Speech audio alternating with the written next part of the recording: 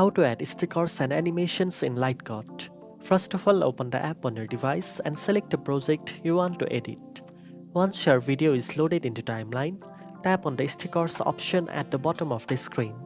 Next, browse through the available stickers and animated effect.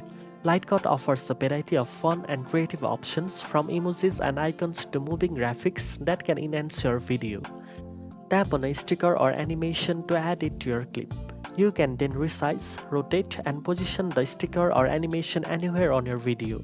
Adjust the duration so it appears and disappears at the right moment. Preview your video to make sure the stickers and animations match your content perfectly. Once you are happy with the additions, save or export your video.